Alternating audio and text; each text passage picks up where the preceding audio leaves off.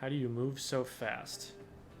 I mean, I guess I could say practice, because I'm not doing anything particularly special there. I could talk a little bit about painting efficiently. I think that's probably helpful. So every weapon has a chance to paint its feet. I believe it's guaranteed to do so after a certain number of shots. Yeah. So by the third shot, I'm going to paint my feet if I'm just aiming out like that. 3 shots, and then I can swim. Like that.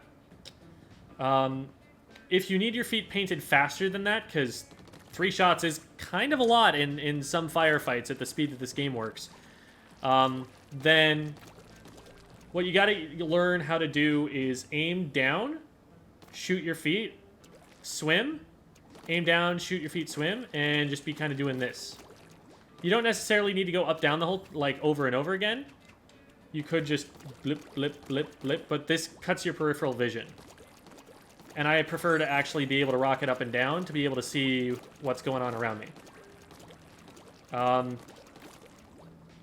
One of the dangers with this technique where you're looking down and then painting your feet is that the cursor behaves a bit like a computer mouse, where if you go all the way to the edge of the screen or whatever, or the range that's you're capable of going, and you go past it, it changes your neutral position.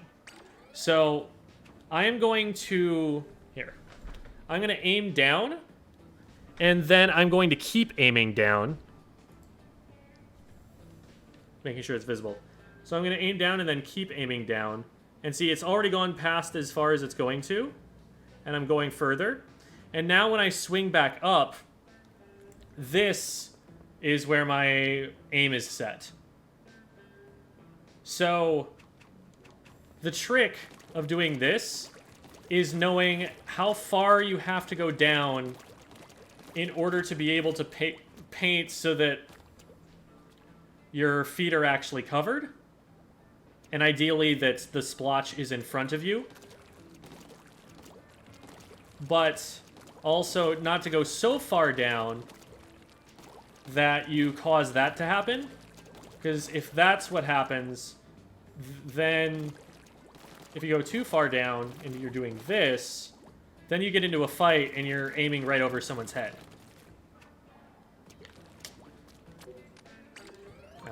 So that technique was labeled splat dashing in Splatoon 1, and I have not heard anybody use that term since, but I haven't heard anybody propose a different term, so that's what I stick with. So that's one movement technique that's really useful. It's also really helpful to know your, like, painting pattern, like how big your bullets paint on the ground, so you know when you're going to have to paint again.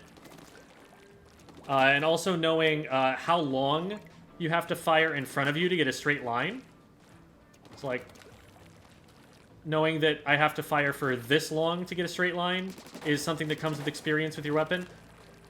It can also help to start a little bit high and end a little bit low on the line, like that. That's going to create a straight line faster than that will.